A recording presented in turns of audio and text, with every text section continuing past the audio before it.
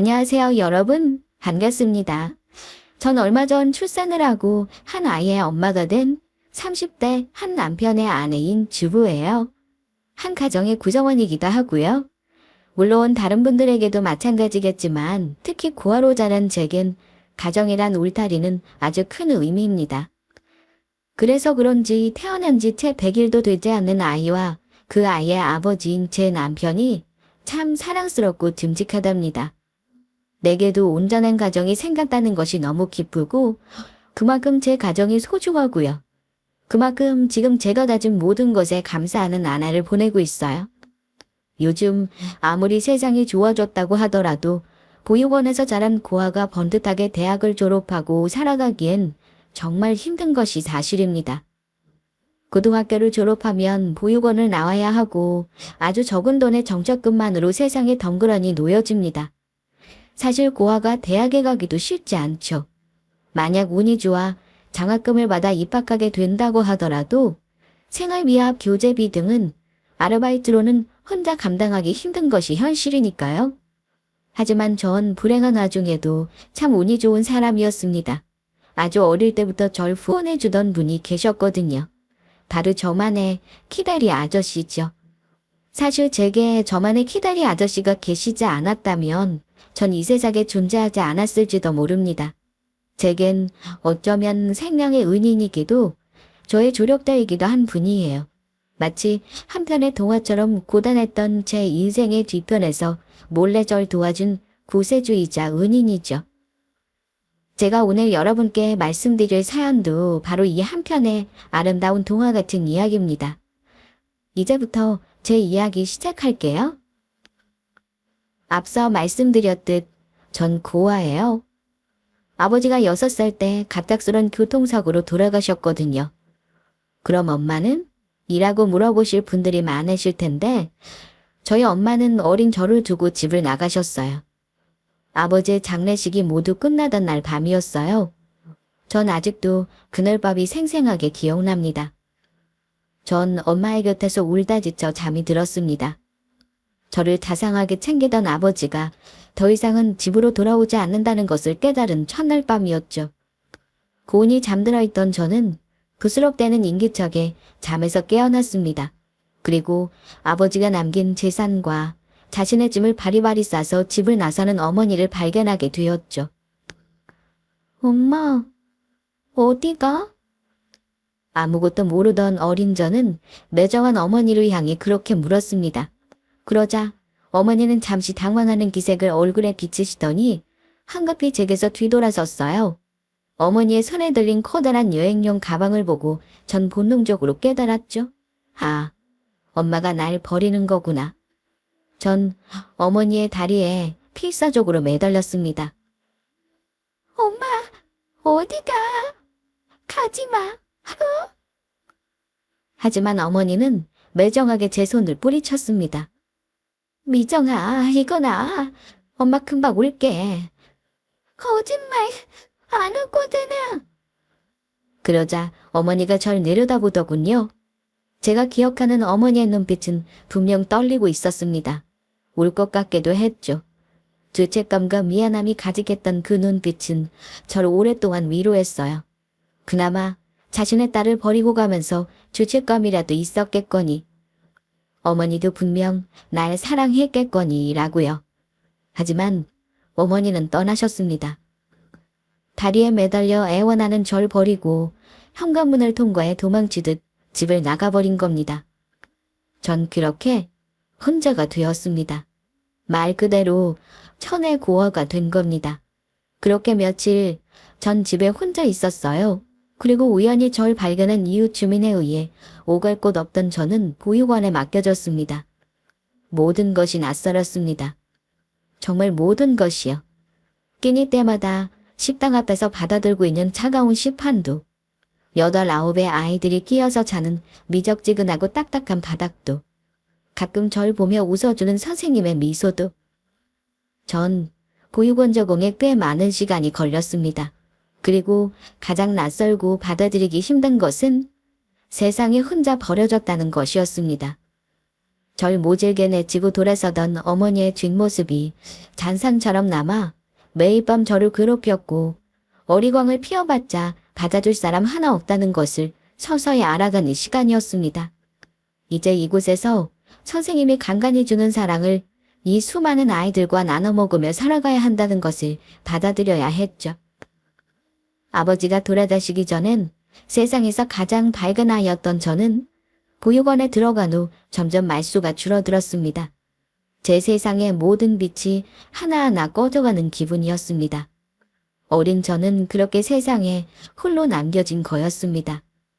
그리고 제가 보육원에 들어간 지 3개월쯤 후 원정 어머니가 절 따로 부르셨어요. 원정 어머니와의 독대는 처음이었던 저는 내가 뭘 잘못한 것이 있나 눈알을 굴리며 주인처럼 소파에 앉아 있었어요. 그런데 원정 어머니는 제게 의외의 말씀을 해주셨어요. 미정아, 기쁜 소식이 있어. 인자한 목소리에 고개를 들었습니다. 그러자 원장 어머니가 기쁘게 웃으며 말씀하시더군요. 내게 후원자님이 생겼단다. 후원자님이 뭐예요? 전 처음 듣는 단어에 눈을 동그랗게 뜨고 물었습니다. 그러자 원장 어머니가 대답하시더군요. 우리 미정이를 뒤에서 돌봐주시는 사람이야. 누군지는 말하고 싶어 하지 않으셔서 만날 수는 없지만 우리 미정이가 읽고 쓰고 공부하는 걸 뒤에서 조금이나마 도와주실 분이란다. 아, 네. 전 딱히 감흥이 없었어요. 눈앞에 보이지 않는 누군가의 도움이 제겐 딱히 기쁘지도 그렇다고 위로가 되지도 않았기 때문입니다. 그때 참 어리기도 했으니 후원자의 개념을 이해하기에도 그 필요성을 느끼기에도 어려웠던 것 같아요. 얼굴 없는 후원자의 도움은 제게 크게 와닿지 않았습니다. 가끔 학용품 세트가 오기도 하고 예쁜 옷이 선물로 오기도 했어요. 하지만 제겐 어떠한 위로도 되지 않았죠. 누군가의 정이 그리운 제 마음은 점점 병들어가고 있었습니다. 제가 모녀병이 발병한 건 8살 때입니다. 그때쯤 악몽을 자주 꿨는데 꿈 내용이 끔찍했습니다. 바로 엄마가 집을 나가던 밤이 고스란히 꿈속에서 재생되는 거였습니다. 그 꿈속에 전 울고 있었고 엄마가 나간 현관을 열고 나가 엄마를 밤새 찾으러 다녔습니다. 그렇게 꿈에서 깨보면 전 늘 바뀌었습니다. 어떤 때는 운동장 한복판이었고 어떤 때는 보육원 근처 풀숲이었어요. 제 발은 늘 만신창이로 더러워져 있었고 어떤 때는 옷에 소변을 보기도 했어요. 전 그럼 울면서 다시 보육원으로 돌아갔어요. 엄마를 찾을 수도 그렇다고 갈 곳도 없는 버림받은 고아라는 것은 너무도 잘 알고 있었기에 제가 돌아갈 곳은 보육원 뿐이었습니다. 그렇게 제 모녀병은 깊어지고 있었습니다. 전 그렇게 매일 밤 꿈속에서처럼 엄마를 찾아 밖을 배회했어요. 그리고 머지않아 보육원 선생님들께서 알게 되는 사건이 발생합니다. 간밤에 보육원을 둘러보시던 선생님 한 분이 제가 사라졌다는 걸 알게 되신 거예요. 선생님들 사이에선 비상이 났습니다. 아이들 깨워 물어보니 미정이가 밤에 혼자 나가는 것을 몇 번이나 본 적이 있다는 증언과 혼자 운동장에 서 있는 것을 본 적이 있다는 증언까지 나오게 되었어요. 그날 보육원엔 비상이 걸렸다고 해요. 모든 선생님과 관리인들이 절 찾아 나섰었대요. 그 시간 전 꿈속에 있었어요. 엄마를 찾아서 하염없이 길을 걷고 또 걸었어요. 발이 찢어지는 고통도 있었고 무언가 엄청나게 힘든 길을 오르는 기분이었는데 눈앞은 깜깜해서 아무것도 보이지 않았어요. 내가 지금 어디를 걷고 있는지, 어디를 헤매고 있는지 전혀 인지되지 않았어요. 그리고 그날 제 꿈은 유독 두렵고 무서웠어요. 짐승이 우는 소리가 들리는 듯도 했고 무척 춥기도 해 오들오들 떨었어요. 발은 따갑고 아렸고 축축했죠. 아무리 헤매도 떠난 엄마는 보이지 않았어요. 아니, 앞에 안개가 낀 것처럼 한 치 앞도 보이지 않았다는 게 맞아요. 그렇게 저는 걷고 또 걷고 넘어지면 일어나서 걷고 엄마를 나지막이 부르며 계속해서 걸어 다녔습니다. 그렇게 한참을 헤매는데 갑자기 눈앞이 환해졌어요. 그리고 바로 한 발자국 앞에서 엄마의 뒷모습이 보였죠. 엄마! 전 망설임 없이 발을 내디뎠습니다. 그리고 곧 누군가 날 낚아채 잡는 것이 느껴졌어요. 그리고 제 이름을 부르는 낯선 목소리가 들렸죠. 미조아. 전 그제야 번쩍 눈을 떴습니다. 그리고 전 한 아저씨 품에 안겨 있었어요. 전 눈을 껌뻑껌뻑 떴습니다. 전 주변을 둘러봤어요. 온통 산과 바위 그리고 풀숲이 가득한 곳은 어둠 천지였어요. 오직 그 아저씨가 던진 듯 보이는 바닥에 널브러진 밝은 후레쉬만이 어둠 속 빛의 전부였죠. 아저씨의 얼굴 또한 깊은 그늘로 어둠에 파묻혀 있었습니다. 미조아, 괜찮아? 다만 진심으로 절 걱정하는 듯한 목소리만이 들려왔죠. 전 잠이 덜 깬 눈으로 엄마가 서 있었던 곳으로 눈을 돌렸습니다. 때마침 후레쉬 빛이 그쪽을 비추고 있었습니다. 그곳은 낭떠러지였어요. 아주 높아서 바닥이 보이지 않았죠. 하마터면 1000개의 낭떠러지로 떨어질 뻔한 아찔한 상황에 이 정체 모를 아저씨가 절 구한 거였더라고요. 미정아. 아저씨는 절 품에 안고 깊은 안도의 한숨을 내쉬셨습니다. 전 아저씨의 등에 엎여 산길을 내려왔습니다. 발은 가시덤불과 돌멩이에 까여 새빨갛게 붓고 까져 있었고 기가 나 따갑고 아팠습니다. 낯선 아저씨의 등이 왜인지 따뜻했어요. 그 아저씨가 누군지, 왜 날 구해줬는지, 그리고 엎인 나는 어디로 가는지도 모른 채 그저 오랜만에 느껴보는 사람의 체온에 몸을 기댔습니다. 전 그때 무척 지치고 놀란 상태였거든요. 지금 생각해보면 낯선 사람에게 업혀가는 게 참 위험한 일이었지만 그때의 저는 어렸고 그리고 사실은 정이 무척 그리웠던 것 같아요. 그저 그 아저씨의 등이 참 넓고 좋았으니 말이죠. 전 아저씨에게 물었습니다. 아저씨 누구예요? 그러자 아저씨가 잠시 멈칫하는가 싶더니 대답하더군요. 글쎄, 날 뭐라고 설명해야 좋을까? 그냥 널 무척 걱정하는 아저씨?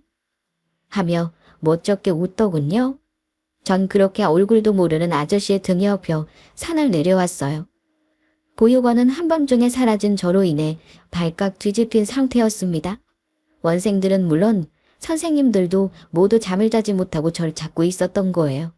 제가 도착하자 혹시 제가 돌아올지 몰라 보육원을 지키고 있던 원장 선생님이 뛰어오셨어요.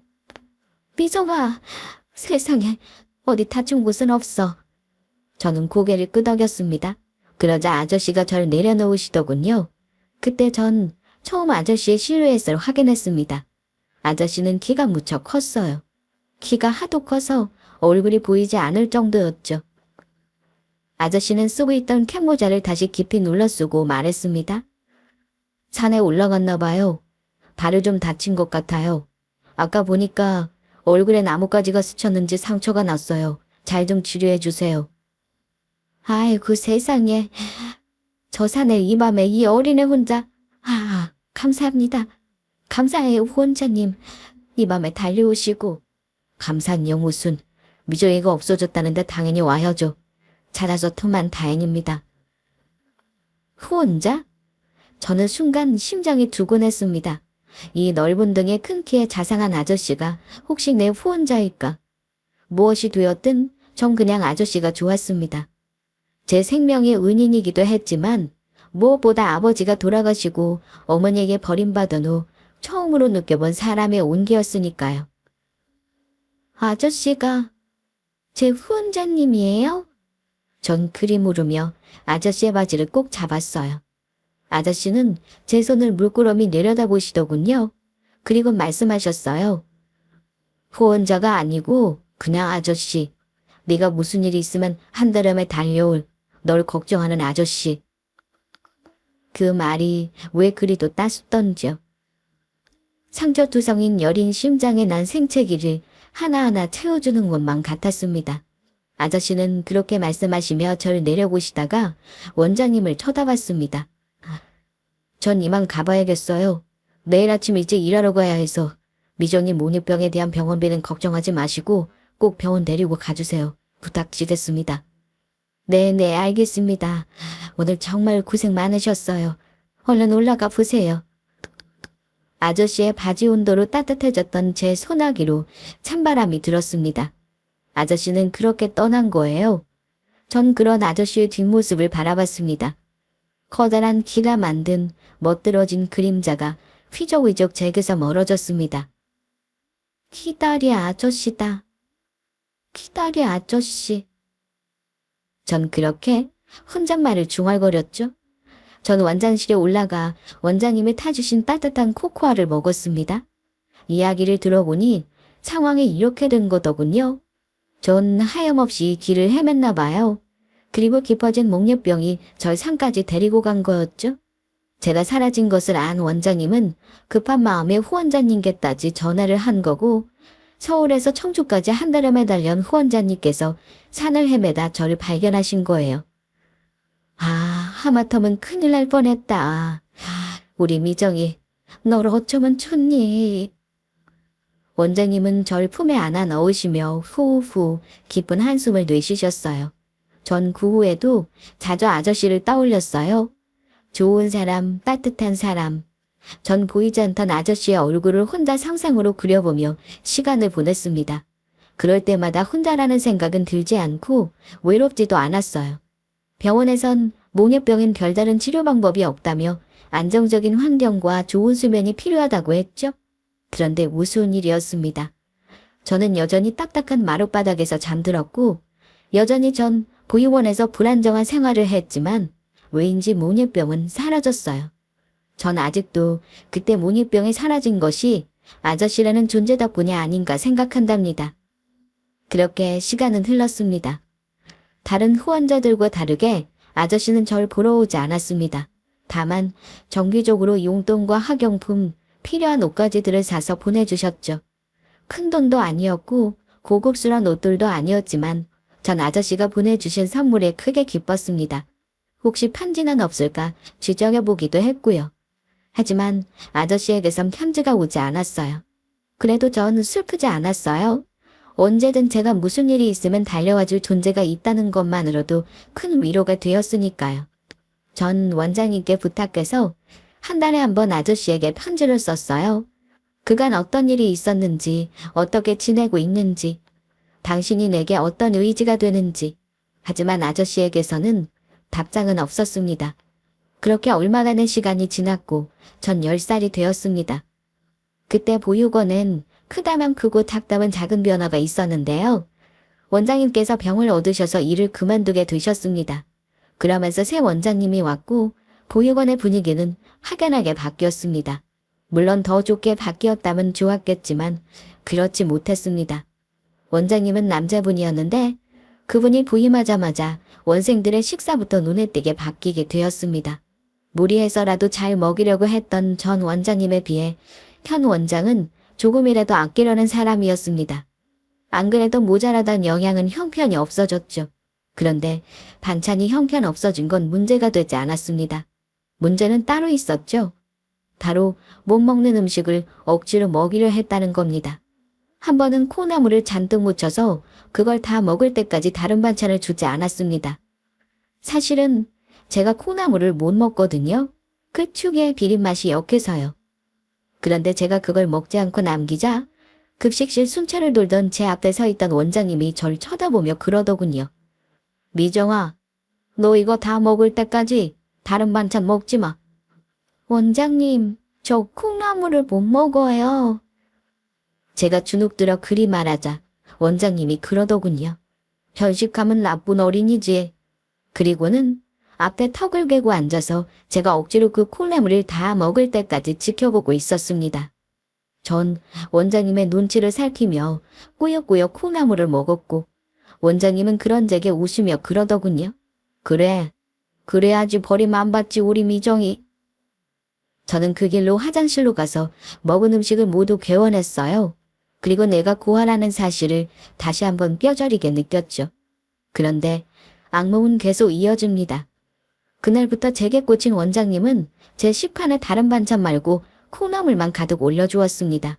그리고 그걸 다 먹을 때까지 절대 다리를 뜨지 않았죠. 정말 원장님을 이해할 수 없었어요. 대체 왜 그러는지.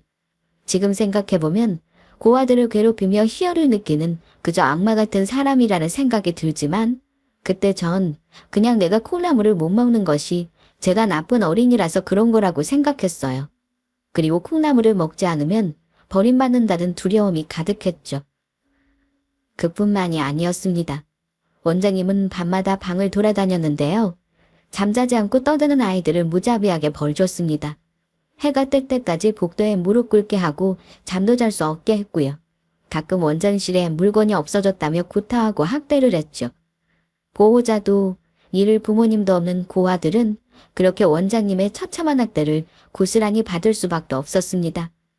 제가 그렇게 힘든 보육원 생활을 견디게 한 원동력은 키다리 아저씨였어요. 언젠가부터 키다리 아저씨에겐 원조도 용돈도 선물도 오지 않았지만 무슨 일이 있겠거니 생각하며 편지를 썼죠. 내 편지를 읽어주는 사람이 있다는 것만으로도 큰 위로가 되었으니까요. 그리고 전 그 산길을 내려오며 키다리 아저씨가 제게 했던 말을 기억하고 있었거든요. 내가 힘들 때 언제든 달려와 줄 널 걱정하는 아저씨. 그 존재만으로도 절 견디게 하는 힘이었죠. 그렇게 시간은 흘렀습니다. 원장님의 학대는 날이 갈수록 심해졌죠. 그리고 처음부터 그랬듯 왜인지 알 수 없었으나 전 늘 원장 선생님의 괴롭힘에 타깃이 되었습니다. 처음엔 학대와 처벌이었고 다음엔 비아냥이었고 나이가 차고 정몽우리가 올라왔을 땐 성적인 추행으로 발전해 갔습니다. 하루는 원장님이 절 원장실로 부르더군요. 미종이 왔니? 저는 또 무슨 일일까 잔뜩 쫄아 어깨를 움츠렸는데요. 원장님의 책상 위에 편지 봉투를 툭 던지더군요. 한눈에 알아봤습니다. 그 편지들은 제가 키다리 아저씨에게 쓰던 편지들이었어요. 편지는 보내지지도 않은 채 입구가 뜯어져 있었고요. 너 이 아저씨한테 원장님이 괴롭힌다고 거짓말을 했더라? 제 편지 내용을 모두 본 거였어요. 저는 작은 심장이 쿵 하고 내려앉았습니다. 이제 곧 이어질 학대에 온몸이 쪼그라드는 기분이었어요. 원장 선생님은 자리에서 일어나 제게 다가왔습니다. 그리고는 제 어깨를 주물럭거리며 귓가에 속삭이더군요. 우리 미조이 벌 받아야겠다. 그치? 하며 아주 은근한 눈빛으로 제 가슴을 쳐다보더군요. 아직 속옷도 하지 않는 작은 전몽우리를 손으로 톡톡 치면서 오명하게 웃는데 정말 너무 무서웠습니다. 여기에 있으면 무슨 일을 당할지도 모른다는 불안함이 강하게 엄습하더군요. 저는 그대로 뒤꿈치를 물렸고 문 가까이를 걸어갔습니다. 그리고 제 등허리에 문고리가 퍽 걸리는 순간 원장님은 세게 밀쳐내고 원장실 문을 열고 도망쳤습니다. 전 뛰었죠. 이곳을 떠나야겠다 생각밖에 없었어요. 방으로 돌아가 책가방과 옷까지 몇 개만 챙겨 들고 보육원을 뛰쳐나왔습니다. 전 뛰고 또 뛰었어요. 정신을 차려보니 화려한 불빛이 보이기 시작하더군요. 돈도 없고 갈 곳도 없는 저는 하염없이 걸었습니다. 정말 세상에 혼자 버려진 기분이었어요. 아니, 그때 전 정말 세상에 혼자 버려졌죠. 눈물 범벅이 되어 걷고 있는데 너무도 두렵더라고요.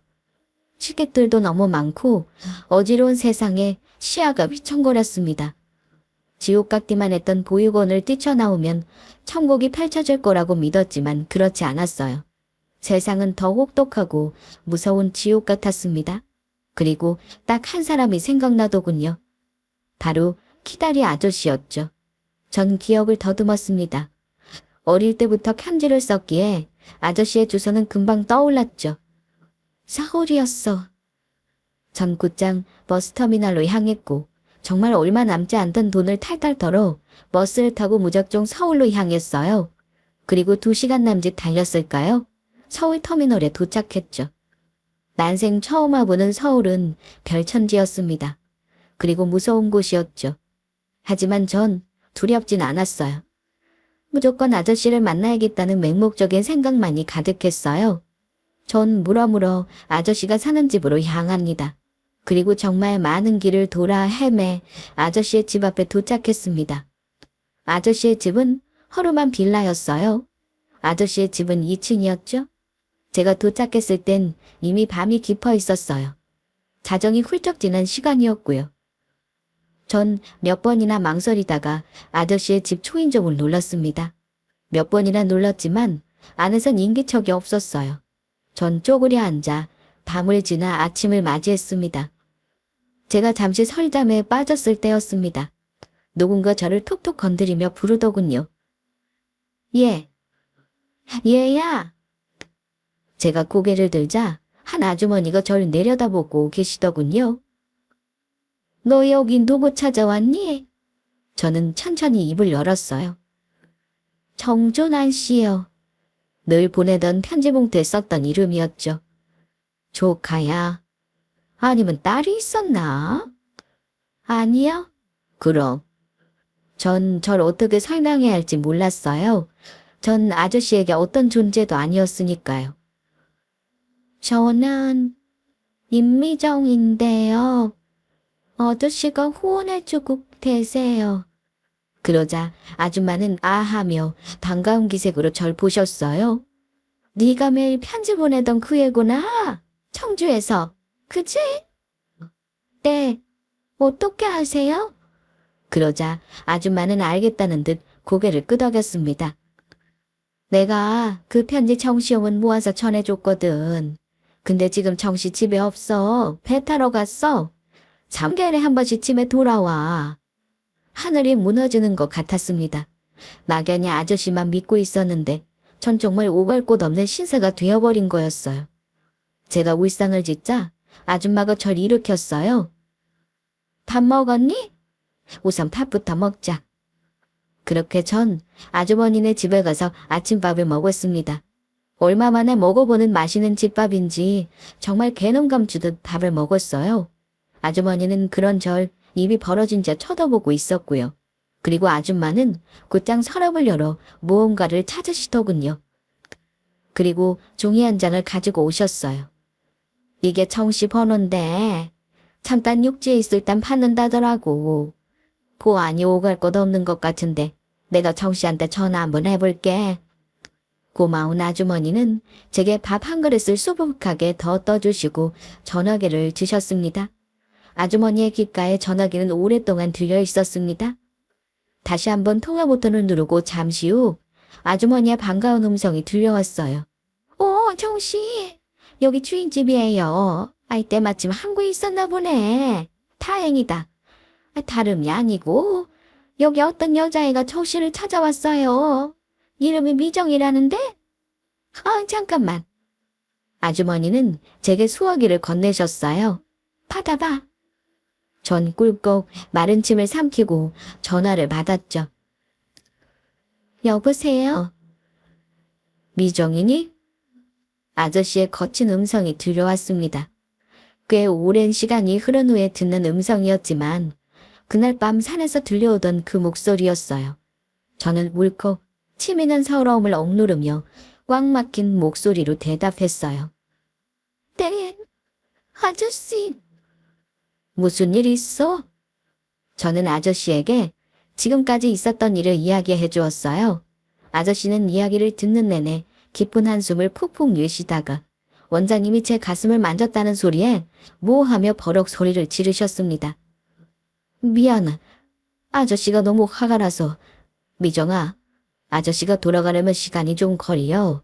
한 달 정도. 지금 방학이지. 아줌마한테 문 닫아달라고 얘기할 테니까 아저씨네 집에 있어. 그럼 아저씨가 갈게. 올해 비 오나서 좀 지저분하겠지만 그래도 지내기 나쁘지는 않을 거야. 아저씨가 도착하자마자 갈 테니까 꼭 집에 있어? 네. 전 결국 터트린 눈물을 닦으며 대답했어요. 그러자 아저씨가 어색한데 뜸을 들이쉬며 물으셨습니다. 뭐 먹고 싶은 건 없어? 갈 때 사갈게. 새우깡이요. 뭐, 그게 다야? 떡볶이도. 그러자 아저씨가 껄껄 웃으시며 그러마 하시더군요. 그렇게 전화를 끊고서야 저는 온몸에 긴장이 풀리는 것을 느꼈습니다. 오갈 곳 없는 천의 고아가 찾아올 곳이 있고 게다가 아저씨는 불쑥 찾아온 저를 기꺼이 받아들여 주셨으니까요. 우선은 오늘 하루 등 붙이고 잘 곳이 있다는 것에 감사했죠. 아주머니는 제게 문을 따주셨고 먹을 것도 손에 들려주셨습니다. 아침에 내려와서 밥 먹어? 아주머니의 따뜻한 말에 또 한 번 눈시울이 붉어졌어요. 저는 아저씨네 집에 들어왔어요. 집은 아담하지만 따뜻했어요. 정말 집은 오래 비어져 있었는지 썰렁했지만 이상하게도 그 냉기가 편안하게 느껴졌습니다. 아주머니가 일러주신 대로 보일러를 틀고 거실에 앉았습니다. 저는 그날 정말 오랜만에 달고 단잠을 잤어요. 어떤 사람의 방해도 받지 않고 누군가의 코 고는 소리도 잠꼬대도 들리지 않고 무엇보다 밤마다 복도를 돌아다니며 혼낼거리를 찾던 원자님의 발소리가 들리지 않아서 좋았어요. 다음날 전 아저씨의 집을 청소했습니다. 먼지가 쌓인 곳을 닦고 바닥도 쓸고 닦았는데 기분이 묘했어요. 아버지와 둘이 사는 집을 청소하는 것처럼 심장이 노곤했죠. 뭔가 말로 설명할 수 없는 이상하고도 설레는 느낌이었어요. 정말 내 집이, 내 가정이 생긴 것 같다는 착각이 들었죠. 그리고 아저씨 방 책장에 고이 모인 제 편지들을 발견했습니다. 무슨 귀한 것이라도 된다는연 조심히 뜯는 봉투까지 모두 상자에 담아두셨더라고요. 답장 한번 하지 않으셨지만 그래도 다 읽고 계셨구나. 전 그걸 보고 남몰래 혼자 눈물을 흘렸답니다. 그렇게 저는 보육원에서 들고 나온 책으로 공부도 하고 가져온 옷을 번갈아가며 빨래해서 입으면서 한 달을 보냈습니다. 다행히 아주머니가 식사와 간식까지 챙겨주셔서 잘 먹었고요. 비쩍 말랐던 저는 조금씩 보기 좋게 살이 올랐습니다. 제가 살아온 인생 중 가장 편안하고 심적인 안정이 드는 시간이었어요. 그렇게 한 달이 지났고 제가 TV를 보다가 잠시 졸고 있을 때였어요. 집 현관 비밀번호 키가 눌리는 소리에 잠에서 깼어요. 그리고 곧 문이 열렸고 누군가 집 안으로 들어왔습니다. 미종아. 낮은 음성이 저를 불렀습니다. 전 누웠던 몸을 벌떡 일으켰습니다. 심장이 콩콩 뛰었어요. 저의 기다리 아저씨가 집으로 돌아온 거였으니까요. 아저씨. 그래, 자고 있었니? 아저씨는 손에 들린 봉지 2개를 무심하게 테이블 위에 툭 놓으며 물었습니다. 그제야 전 아저씨의 얼굴을 처음 보았습니다. 그땐 어둠에 가려져 잘 보이지 않았으니까요. 전 어색했어요. 아무리 그리워하고 보고 싶었던 기다리 아저씨였지만 태어나 2번째, 그것도 시간이 오래 지나서 보게 된 아저씨가 익숙할 리 없었죠. 아저씨는 그런 저의 마음을 안다는 듯 무척 피곤해 보이는 얼굴로 제게 웃어주셨습니다. 우린 그날 저녁 아저씨가 사오신 떡볶이와 튀김, 순대, 그리고 새우깡을 나눠 먹었습니다. 그리고 아저씨는 조용히 제게 말씀하셨죠. 한 달 동안 내가 고민을 많이 했다. 전 젓가락을 내려놓았습니다. 아저씨가 어떤 말을 할까? 저희 보육원에 돌려보내면 어쩌지? 너무 두렵고 무서웠어요. 보다시피 내가 널 입양하기엔 조건이 안 된다. 결혼도 하지 않고 집도 자주 비우거든. 그렇다고 다 큰 너랑 둘이 이 집에 사는 것도 좀 그렇고. 근데 때마침 주인 아주머니가 여기 윗집에 집이 비어있다고 말해주더구나. 아저씨는 저를 쳐다보며 말했습니다. 내 벌이가 넉넉하지는 못해도 너와 나 학교 보내고 건사할 수는 있을 것 같은데 네 생각은 어때? 정말 샘탄 남인 아저씨가 저를 낳은 어머니도 버리고 간 나 같은 아이를 거두어 준다는 거잖아요. 전 고맙고 미안한 마음에 아무 말 못하고 고개를 떨어뜨리고 눈물을 뚝뚝 떨어뜨리기만 했어요. 그러지 않아도 된다는 말도 그렇다고 그렇게 해달라는 말도 할 수가 없었죠. 전 아저씨가 없으면 지옥 같은 보육원으로 돌아가야 했고 그렇다고 아저씨에게 그리 해달라고 하긴 염치도 없었으니까요. 아저씨는 제 마음을 간파하신 것 같았습니다. 난 그냥 인생 막 살던 놈이야. 근데 이제 뭔가 널 책임져야 한다고 생각하니 좀 열심히 살고 싶어진다. 고맙다. 그리 말한 아저씨는 쑥스러운지 욕실로 씻으러 들어가 버리셨어요. 전 안도감과 미안함, 복받치는 다양한 감정에 혼자 엉엉 울었습니다. 그렇게 저는 윗집으로 이사를 했고 아저씨와 주인 아주머니의 도움으로 학교도 다닐 수 있게 되었습니다. 아저씨는 배일을 하러 1년에 4~5번 집을 비우셨고 전 그런 아저씨를 기다리면서 착실하게 학교 생활을 했습니다. 그렇게 시간이 지나 제가 고등학생이 되었습니다. 전 눈에 띄게 밝아져 있었고 아저씨는 늘 한결같이 무뚝뚝하셨죠. 그때 저와 아저씨에겐 참 많은 변화가 있었습니다. 전 첫 아르바이트를 시작하게 되었고 아저씨는 더는 바다 일을 하러 나가지 않으셨어요. 이제 미정이 너도 너무 컸고 이 위험한 곳에 긴 시간 다 큰 널 혼자 둔 건 더는 못하겠다. 게다가 이제 너 대학도 가야 하는데 돈도 좀 많이 벌어야 하지 않겠어? 그래서 이제 사업을 시작해보려고. 그렇게 결심한 아저씨는 그간 모아두신 돈으로 조그만 사업을 시작하셨어요. 수산 도매업이었는데 처음엔 벌이가 시원치 않았다가 곧 아저씨의 인맥이 빛을 발해 사업이 순항하기 시작했습니다. 그렇게 시간이 또 흘렀고 아저씨는 이제 큰돈을 버는 사업가가 되셨어요. 그리고 전 좋은 대학에 떡하니 합격했죠. 아저씨는 무척 기뻐하셨어요. 평소 잘 웃지 않은 얼굴이었지만 미소를 감추지 못하셨죠. 정말 아버지 같았습니다.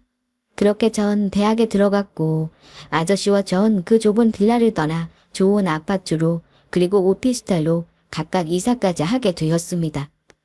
아저씨는 직장이 있는 곳에 그리고 전 학교와 가까운 곳으로 그렇게 좋은 집은 필요 없다고 했지만 아저씨는 막무가내였어요. 그렇게 전 대학에 들어갔고 어둡기만 하던 미정이는 이제 그래도 조금은 밝은 아이가 되어 대학 생활을 시작했습니다. 그렇게 전 연애도 하게 되었고 대학을 졸업하고 취직도 하게 되었죠. 전 취직해 아저씨에게 빨간 속옷을 선물했습니다. 물론 적은 돈이지만 용돈도 봉투에 넣었죠. 전 아저씨를 찾아가 제 선물을 내밀었습니다. 부모님과 다름없이 절 보살펴준 키다리 아저씨에게 가장 처음으로 받은 월급을 제일 처음 쓰고 싶었거든요. 아저씨, 저 첫 월급 탔어요. 그러자 아저씨는 좀 놀란 눈치였어요. 열어보세요. 진짜 별거 아니에요. 아저씨가 지금까지 제게 주신 사랑이 얼마나 큰데 정말 손이 부끄러워졌습니다. 그러나 아저씨는 되려 버럭 화를 내셨죠? 아니, 이런 걸 왜 사왔어? 비쌀 텐데. 하나도 안 비싸서 죄송한걸요? 하지만 아저씨는 제 말 따윈 들리지 않는지 연신 손을 꼼틀거리며 속옷을 만지지도 못하셨어요. 아이고, 이걸 내가 아까워서 어떻게 입지? 제가 바라던 아버지, 내가 바라던 부모, 내가 꿈꾸던 일상. 아저씨는 내게 그것들을 선물해 주신 분이셨습니다. 지금 이 순간도 마찬가지였고요. 전 아저씨의 따뜻한 진심을 느꼈고 정말 평생 잘하고 싶다는 다짐을 했죠. 그렇게 시간이 또 흘렀어요.